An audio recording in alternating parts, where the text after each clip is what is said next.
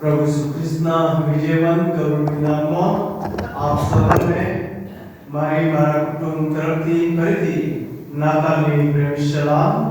Merry Christmas. Thank you. મારી પ્રાર્થના અને શુભેચ્છા છે કે આનંદી નાતાલ આપ સૌના માટે પ્રભુ આનંદિત બનાવે અને 2026નું વર્ષ ઈશ્વર આપને આપણા પરિવારને બતાવે અને ઈશ્વરના મૂકેલા આશીર્વાદો પ્રભુ આપને આપે. પ્લીઝ બાળકો બહાર બહુ જ અવાજ કરે છે.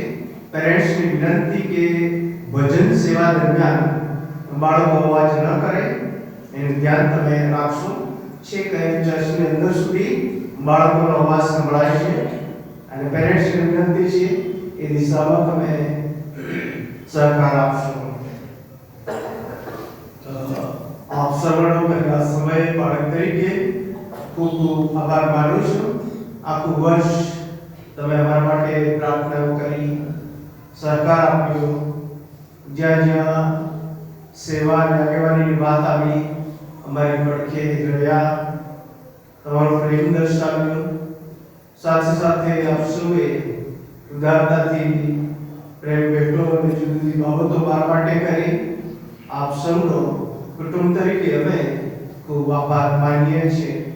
પ્રભુ આપને આપના પરિવારને પુષ્કળ આશીર્વાદ આપો. આવો આ સમય પ્રાર્થનામાં જોડાઈએ અને પ્રભુના વચન તરફ જોઈએ, પ્રાર્થના કરીએ. સ્વર્ગમાં બિરાજેલા અમારા જીવતા પ્રભુ, નાતાલ દિને અમારા માટે તમે આવ્યા, જન્મ લીધો, અંધકારમાંથી પ્રકાશમાં લાવ્યા. અમારા હૃદયો અને મનોમાં પ્રભુ તમે આનંદ મૂક્યો. આભાર માનીએ છીએ.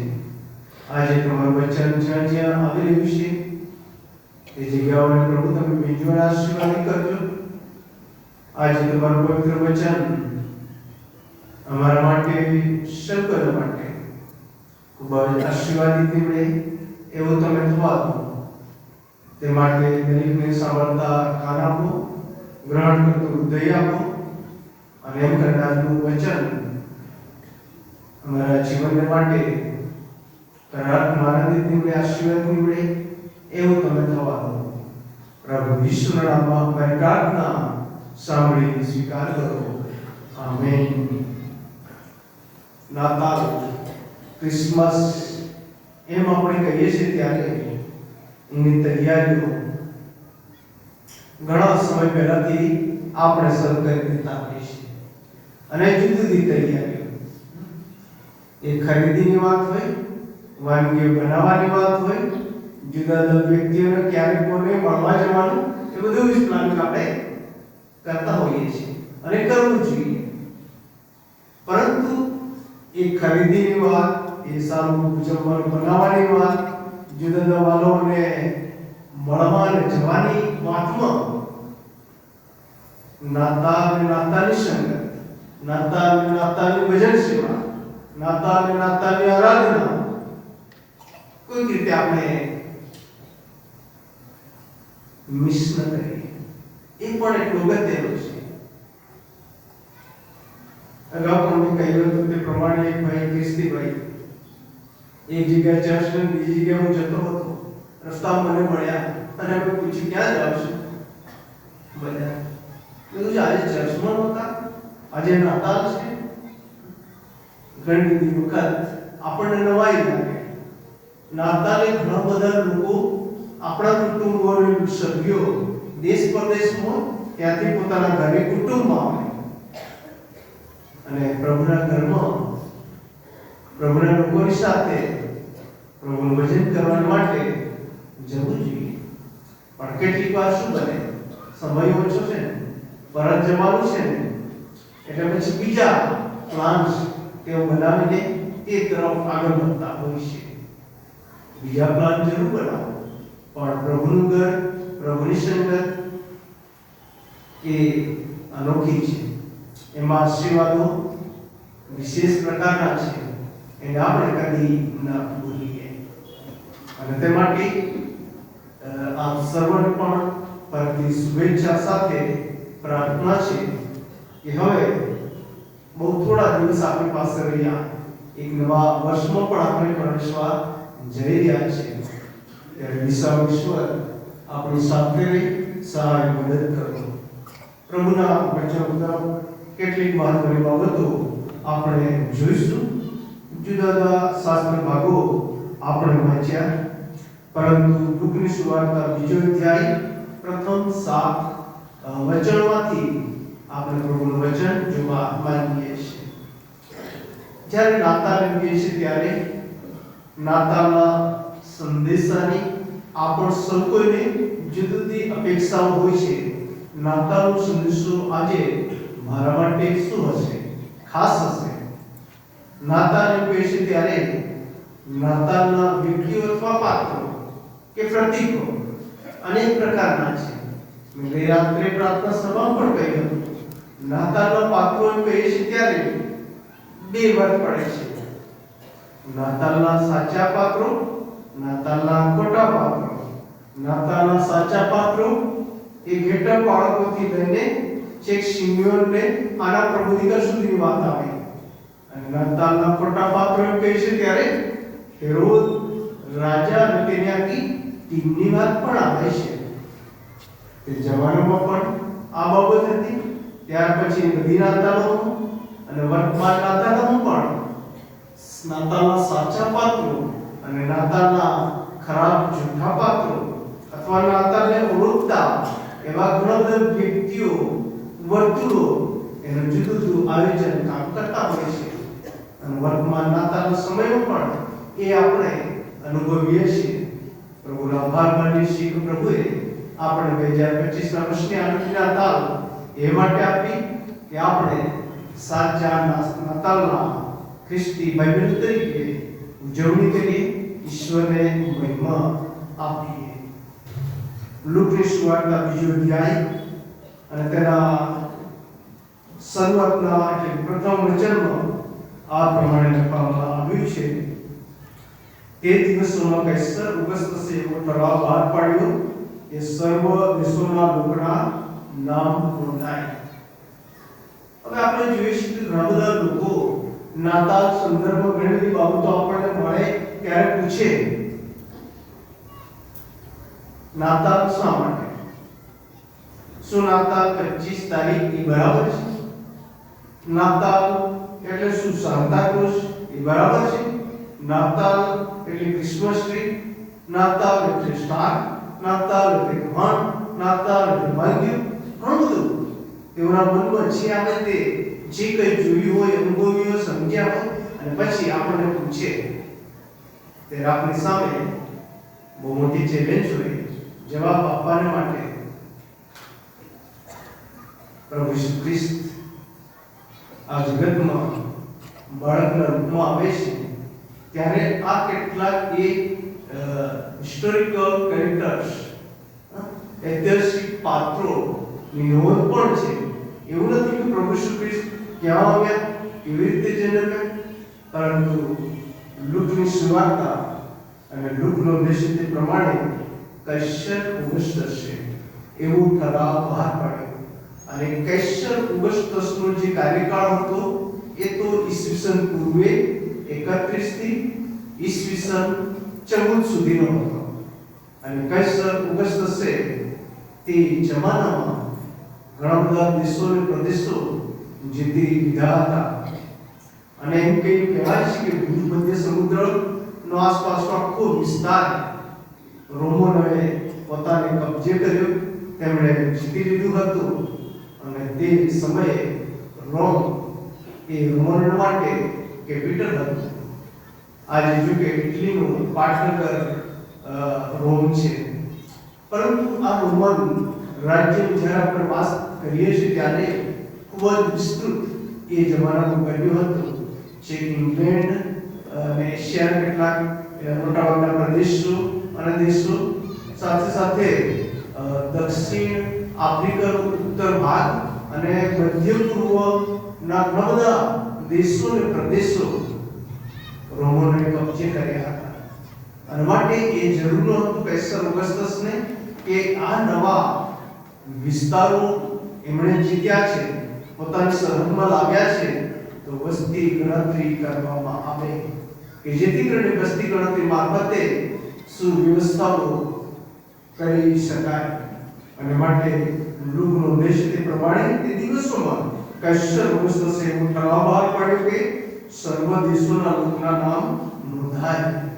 અને બીજું વચન એમ કે છે કુરિન્યસ સિરિયા પ્રાંતનો હાકેમ હતો.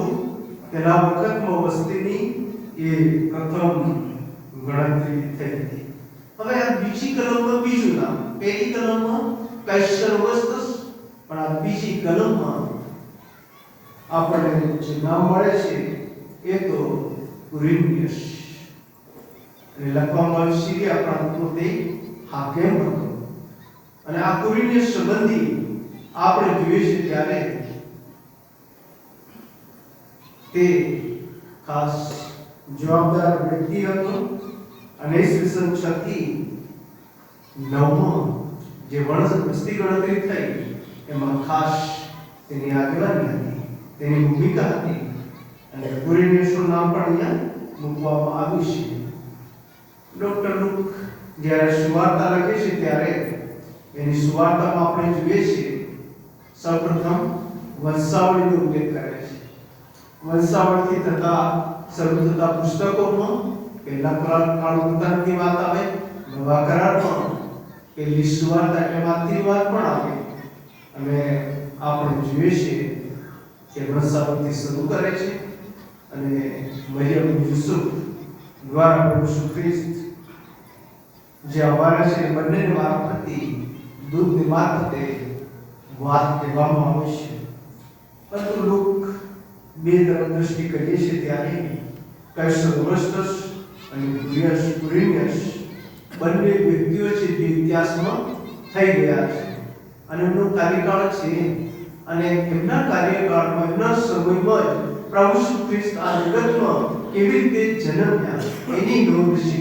અને માટે આજે કે ભૂતકાળમાં ઘણા બધા લોકોને વ્યક્તિઓ નાતાલ શા માટે, પ્રભુ ઈસુ ખ્રિસ્ત ક્યાં આવ્યા, કેવી રીતે જન્મ્યા અને જાત જાતના પ્રશ્નો ઉઠાવે છે. ત્યારે આ લીડર્સ કહી શકાય, હિસ્ટોરિકલ કેરેક્ટર્સ કહી શકાય, એવા પાત્રોની નોંધ લેતા તેઓને આપણે કરી શકીએ છીએ. અને તે માટે ત્રીજું અને ચોથું વચન આ પ્રમાણે કહે છે બધા પોતાના નામ નોંધાવા સારું પોતપોતાના શહેરમાં ગયા. અને યુસુફ પણ ગાલીલના નાઝરેથ શહેરમાંથી યહૂદિયા મધ્યે દાઉદનું શહેર જે બેથલેહેમ કહેવાય છે તેમાં 5મી કલમ પોતાનું તથા પોતાની ગર્ભવતી વ્યભિચારી પત્ની મરિયમનું નામ નોંધાવા ગયું, કેમ કે તે દાઉદના વંશ તથા કુળમાંનો હતો. હવે આપણે મરિયમ અને યુસુફ સંબંધી આપણે વિચાર કરીએ તો યુસુફ એ તો દાઉદના કુળમાંથી હતો, દાઉદના વંશમાંથી હતો. પ્રભુ ઈસુ ખ્રિસ્તનો જન્મ થયો તે અગાઉ 1000 વર્ષ પહેલા દાઉદની વાત આપણે જોઈએ છે. અને એના કુળમાંથી યુસુફ આવતો હતો. અને યુસુફની સગાઈ એ મરિયમની સાથે થઈ હતી. અને માટે કૈસર ઓગસ્ટસે આ ઠરાવ બહાર પાડ્યો કે દરેક દેશોના લોકોના નામ નોંધાય. અને તે માટે દરેક દેશોના લોકો એ પોતપોતાના વતનમાં, ગામોમાં, વિસ્તારમાં, શહેરમાં નામ નોંધાવા માટે અચૂક જવાનું હતું. તે માટે યુસુફ અને મરિયમ પણ પોતાનું નામ નોંધાવવા માટે બેથલેહેમ તરફ આગળ વધે છે, યરુશલેમ જાય છે અને નામ નોંધાવે છે. લુકા 5 અને 2 શાસ્ત્ર ભાગમાં આપણે વાંચન કર્યું છે. ઓ બેથલેહેમ એફ્રાતા, તું યહૂદા સ્વભાવમાં એટલું નાનું છે કે જાણે કે તારી કોઈ ગણના છે, તો પણ તારામાંથી એક મોટો વ્યક્તિ નીકળશે જે ઘણા બધા માટે, સમસ્ત વિશ્વના માટે ઉદ્ધારક અધિપતિ બનશે. જો આપણે યશાયા 9 અને 6 ની વાત કરીએ, જ્યાં નાતાલનો થીમ છે, કેમ કે આપણે સારું છોકરો અવતર્યો છે. અને ખરેખર પ્રભુ ઈસુ ખ્રિસ્ત એ છોકરાના રૂપમાં, બાળકના રૂપમાં આ જગતમાં આવે તે ગામ કુંવારી મરિયમ અને યુસુફ નામનો તમારે આવે છે. અને પછી યશાયા કહે છે કે આપણે સારું છોકરો અવતર્યો છે, આપણને પુત્ર આપવામાં આવ્યો છે, તેને ખાદ પર રાજ્ય અધિકારી છે, તેને અદ્ભુત મંત્રી, પરાક્રમી દેવ, સનાતન પિતા ને શાંતિનો સરદાર એ નામ આપવામાં આવશે. શાંતિનું સરદાર એ નામ આપવામાં આવશે. અને એ શાંતિનો રાજકુમાર આજે સમસ્ત વિશ્વમાં અને વિશ્વના ઘણા દેશો અને પ્રદેશોમાં અને લોકોના જીવનમાં સાચી શાંતિ આપી રહ્યા છે. અને માટે પ્રભુ ઈસુ ખ્રિસ્તના પોતાના શબ્દો છે, મારી શાંતિ હું તમને આપું છું, જેમ જગત આપે છે તેમ હું તમને આપતો નથી. આ શાંતિના રાજકુમાર પીસ ઓફ ફ્રેન્ડ્સ આ જગતમાં બાળકના રૂપમાં આવ્યા. અને તે માટે મરિયમ યુસુફ પોતાના નામ નોંધાવવા માટે જાય છે. અને પછી વચન એમ કે છે, બીજો અધ્યાય અને 6થું વચન, તેઓ ત્યાં હતા એટલામાં તેના દાડા પૂરા થયા અને તેને પોતાનો પ્રથમ દીકરો જન્મ્યો. તેણે તેને લુગડામાં લપેટીને કપાળમાં સુવાડ્યો, કારણ કે તેઓને સારું ધર્મશાળામાં કઈ જગા નહોતી. ગભાણ એમાં આપણે કહીએ છીએ ત્યારે ગભાણ શબ્દ આપણને ગમે, ગભાણ અત્યારે શણગારવાની આપણને ગમે, ગભાણ આપણા ઘરમાં મૂકવાને આપણને ગમે, ગભાણ આપણા ચર્ચો આગળ આપણે શણગારીએ એ બધું જ આપણને ગમે, સુશોભન આપણે કરીએ છીએ. પણ ગભાણ કહીએ છીએ ત્યારે પ્રભુ ઈસુ ખ્રિસ્ત આ જગતમાં જન્મ્યા હતા ત્યારે તે જમાનામાં ધર્મશાળાઓ હતી. અને યરુશલેમમાં પણ કૈસર ઓગસ્ટસે ઠરાવ બહાર પાડ્યો. ઇઝરાયલ અને પાલેસ્ટાઈનના પ્રદેશો જીતી લીધા હતા, એના અંડરમાં લાવ્યા હતા. અને ત્યાં ધર્મશાળા હતી. અને ધર્મશાળા હોય તો દૂર દૂરથી લોકો આવે, અને ખાસ કરીને ઘોડા, ખચ્ચર અને બીજા પ્રાણીઓ લઈને આવે તેઓ ને માટે એ ગભાણ હોય છે. કહી શકાય કે એમના પ્રાણીઓને અલગ રાખવાની વ્યવસ્થા હોય છે. અને કહેવામાં આવ્યું છે કે તેઓને માટે ધર્મશાળામાં કઈ જગ્યા નહોતી. ગભાણ અને ધર્મશાળા બંને એમ કહી શકાય કે એક દિવાલના અંતરની આજુબાજુ હતા. એ ધર્મશાળા કે જ્યાં તે સમયે અનેક અમીર ઉમરાવલ લોકોને વ્યક્તિઓ પોતાની લાગવગ અને ઓળખના કારણે પોતાના મોટી કિંમત આપીને એ ધર્મશાળામાં એમણે પોતાની જગ્યા બનાવી અથવા રૂમ્સ બુક એમણે કરાવ્યા. ત્યાં તેઓ રહેતા અને ત્યાર પછી નવધામ હતા. અને દિવાલની પેલે પાર એ ગભાણ કે જ્યાં પ્રાણીઓ બાંધેલા હતા, પ્રાણીઓના મળમૂત્ર હતા, પુષ્કળ માખીઓ હતી, પુષ્કળ મચ્છર હતા, પુષ્કળ ગંદકી હતી. અને ત્યાં રાજાઓના રાજા અને પ્રભુના પ્રભુ ગભાણમાં જન્મે છે. અને માટે જ આપણે પહેલું ગીત ગાઈને આવી આનંદી નાતા જન્મ્યો ખ્રિસ્ત પ્રભુ ગોપાળ. કુંવારી મરિયમ. અને તે સમયે કહી શકાય કે પોતાના વતનથી આટલે દૂર નામ નોંધાવવા માટે જવું એ સહેલી વાત નથી. મરિયમ અને યુસુફ સંબંધી જ્યારે આપણે વિચાર કરીએ તેમનું કમિટમેન્ટ કેટલું મોટું હતું. એક તો ઉંમરની દૃષ્ટિએ તેઓ કહી શકાય નાના હતા, અથવા તો એટલો અનુભવ પણ નહોતો, અથવા તો પૂરી તરહ સમજણ મેચ્યોરિટીનો અભાવ પણ હશે. પરંતુ પ્રભુના દૂત યુસુફની સાથે વાર્તાલાપ કરે છે માથી 1:18-25 અને યુસુફ ગભરાઈ જાય છે. અને ત્યાર પછી દૂત જૂના કરારનું વચન પણ આપે છે. યશાયા 7:14 માન્ય અને 28મા વચનમાં એ જ યુસુફ આધીનતા સાથે પોતાની વ્યવસાયની પત્નીને તેડી લાવવા માટે તૈયારી બતાવે છે, તત્પર બને છે. આહવાન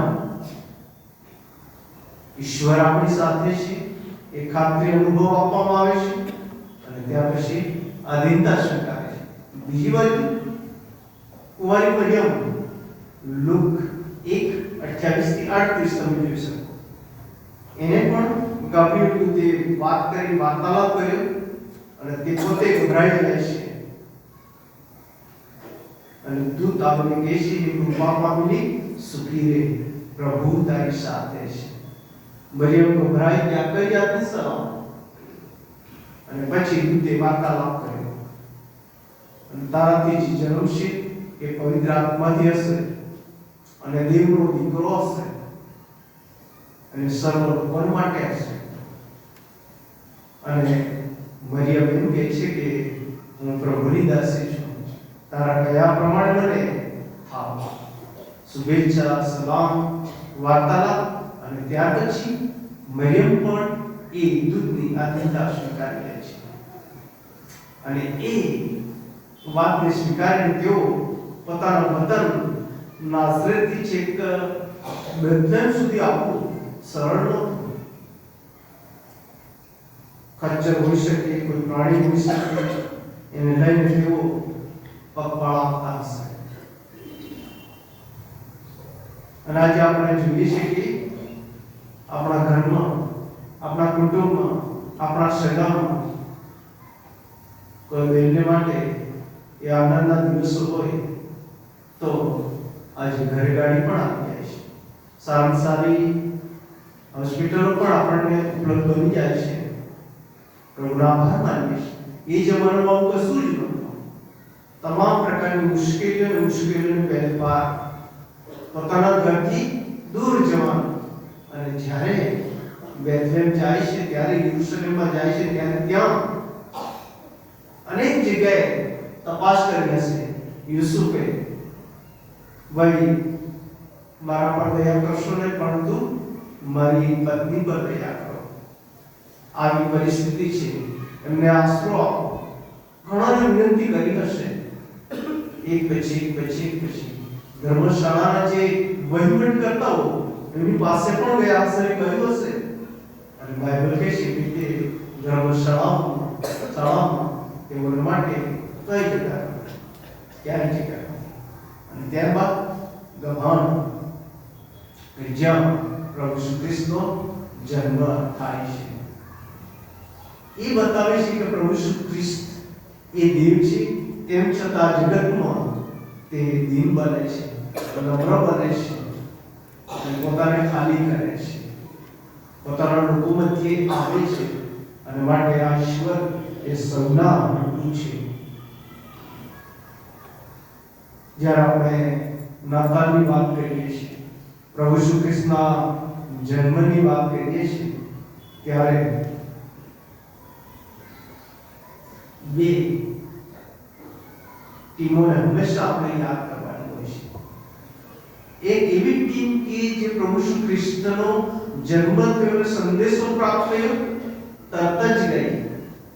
એક એના પછીની બીજી ટીમ કે જે બહુ દૂર હતી, અને બેથલેહેમની ગભાણમાં નહીં, પણ ત્યાર પછી કોઈ ઘરમાં પ્રભુ ઈસુ ખ્રિસ્તને રાખવામાં આવ્યા હતા મુશ્કેલી પછી. અને એ લોકો આવ્યા અને મળ્યા. અને સૌથી પહેલો સંદેશો દૂતે ઘેટા બાળકોને આપ્યો. લુક 2:8-20 અને ઘેટા બાળકોને જ્યારે આ મોટા આનંદની વાત કહેવામાં આવી, ભજન સેવાના શરૂઆતના ભાગમાં જ પ્રાર્થનાનું વચન ઉપયોગ મેં કર્યો અને દૂતે તેમની સાથે વાર્તાલાપ કરતા કહ્યું કેમ કે આજ દાઉદના શહેરમાં તમારી સાથે ઉતારનાર એટલે ખ્રિસ્ત પ્રભુ જન્મ્યો છે. અને વાર્તાલાપ કર્યો. ત્યારબાદ ઘેટા બાળકો અત્યારે આપણે સરસ દિવસે પણ લાઈટમાં છે.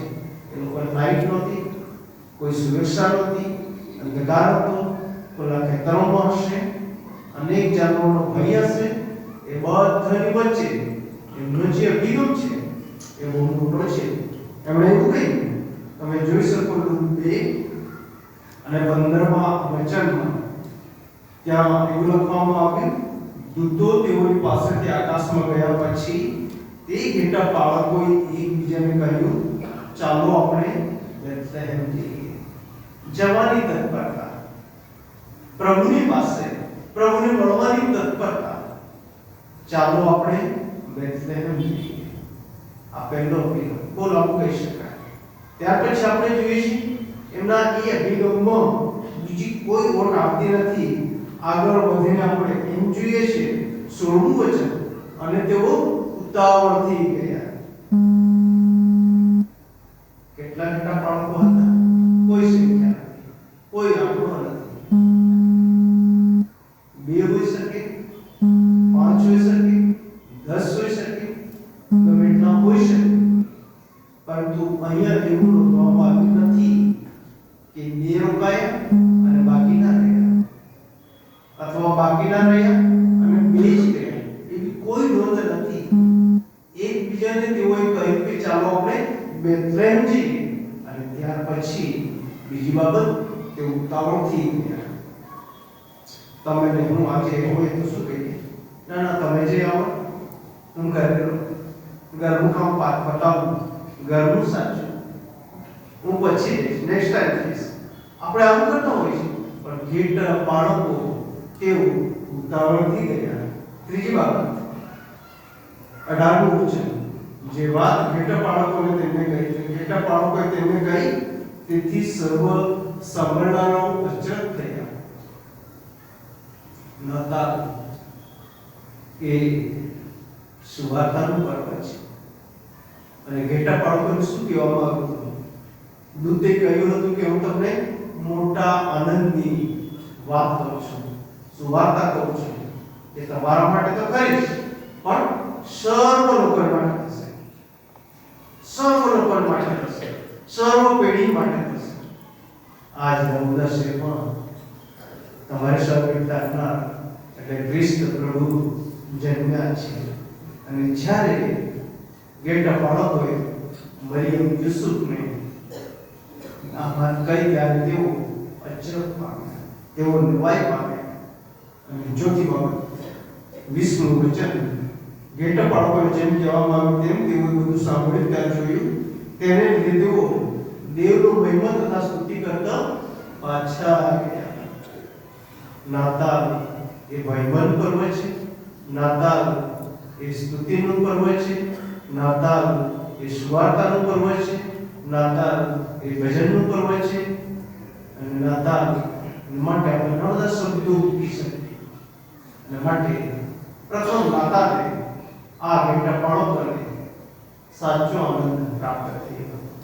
સાચા અર્થમાં નાતાલનો અહેસાસ અનુભવ તેઓએ કર્યો. એક બીજી ટીમ માંથી 2 અધ્યાય અને શરૂઆતમાં 18 વચનો તમે જોઈ શકો છો. દૂરથી આવેલા આપણે બધા જાણીએ છીએ આખી બાબત. અને એ તાબુ તેમને દોરી રહ્યો હતો. અને જ્યારે તેઓ યરુશલેમમાં આવે છે, અને યરુશલેમમાં આવીને નાતાલનો જે વિરોધી પાત્રો, પરિબળો કહી શકાય, એમનો ભેટો થઈ જાય છે. અને ત્યાં અમે શું કહે છે? અમે તો રાજાઓના રાજા પ્રભુના પ્રભુનું ભજન કરવા આવ્યા છે. એના માટે મત્તી સુવાર્તિક જે નોંધે છે એ શબ્દો પણ આપણે ધ્યાનમાં લઈએ અને આ પ્રમાણે કહે છે. મત્તી 2:2 યહૂદીઓનો જે રાજા જન્મ્યો છે તે ક્યાં છે? કેમ કે પૂર્વમાં તેનો તારો જોઈને અમે તેનું ભજન કરવા આવ્યા છે. યહૂદીઓનો રાજા હેરોદ રાજા એમની પાસે જઈને આ સ્ટેટમેન્ટ કરવું ખૂબ અઘરું હતું. જન્મ્યો તે ક્યાં છે? કેમ કે પૂર્વમાં તેનો તારો જોઈને અમે તેનું ભજન કરવા આવ્યા છે. અને ત્યાર પછી આપણે જોઈએ છીએ કે હેરોદ મુખ્ય યાજકોને ધર્મના વડીલોને આગેવાનોને બોલાવે છે અને ખ્રિસ્તનો જન્મ ક્યાં થવો જોઈએ એની તપાસ કરાવડાવે છે. એટલે બધાનો એક જ સાર હતો, યહૂદિયાના બેથલેહેમ. એ પહેલા હેરોદ રાજાએ આ રોમીઓને કહ્યું કે તમે સારી પેટી ખબર કાઢો, તપાસ કરો અને મળે તો પાછા આવીને મને જાણ કરો કે હું પણ આવીને તેનું ભજન કરું.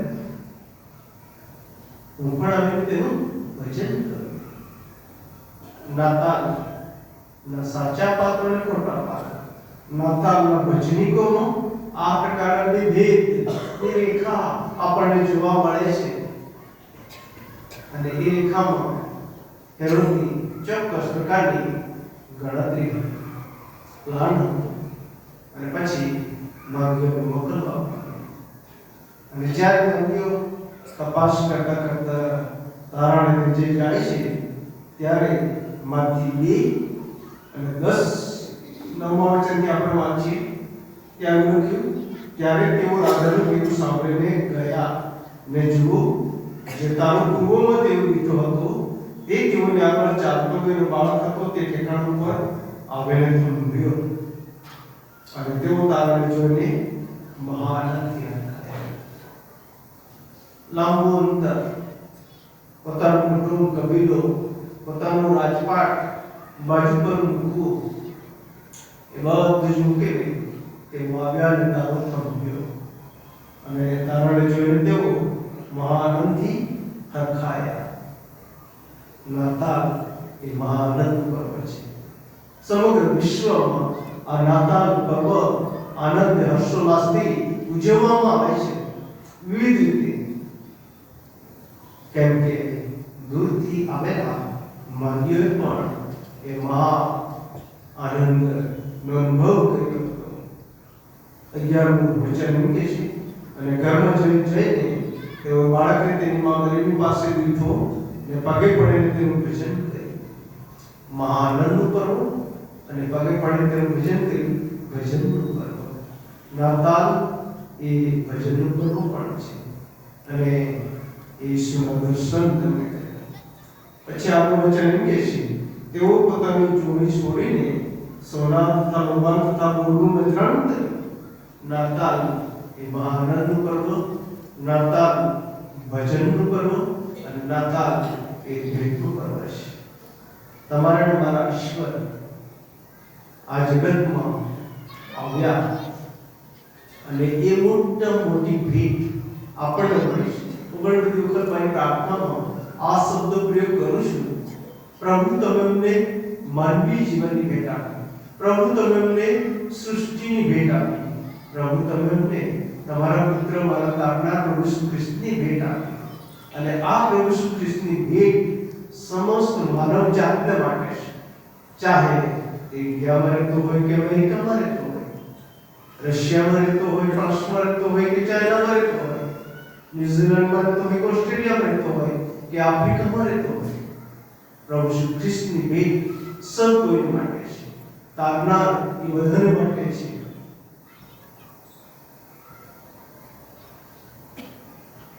એક બાબત બહુ સ્પષ્ટ છે, પ્રભુ ઈસુ ખ્રિસ્ત આ જગતમાં બાળકના રૂપમાં આવ્યા ત્યારે ઘેટા બાળકો, સામાન્ય વર્ગના માનવીઓ કે જેઓ ઉચ્ચ વર્ગના લોકોને વ્યક્તિઓ એક એવું જૂન કોનથી એક એવું જૂથ કે ટોળી ખૂબ દૂરથી આવીને એ પ્રભુના દર્શન કરે છે.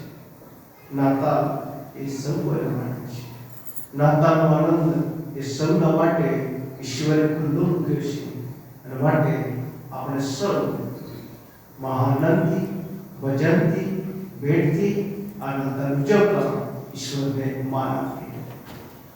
સાથે સાથે લૂક 2:7 એમ કહે છે કે ધર્મશાળામાં તેઓ માટે કોઈ જગ્યા નથી. જો આપણે લિટરલી આવું વિચારીએ, પરંતુ એની સાથે સાથે પર્સનલી વ્યક્તિગત રીતે આજે આ સમય જ્યારે આપણે વિચારીએ, શું એ ઈસુને માટે મારા હૃદયમાં જગ્યા છે, મારા મનમાં, મારા ઘરમાં એ જગ્યા છે? અને જો આપણે વ્યક્તિગત એ ઈસુને આપણા હૃદય અને મનમાં સ્વીકારવા માંગીએ છીએ, ત્યારે આપણા વિચારો, આપણા આયોજનો, આપણા ઉદ્દેશો, આપણા હેતુઓ એ બાજુ પર મૂકીએ. એના વિચારો, એના આદર્શો, એના ધોરણો એને માન આપીએ, સ્વીકારીએ. અને જો એમ કરીશું તો આપણું હૃદય રૂપી ગંદુ કભાંડ એ ખરેખર સુશોભિત બનશે, આશીર્વાદિત બનશે.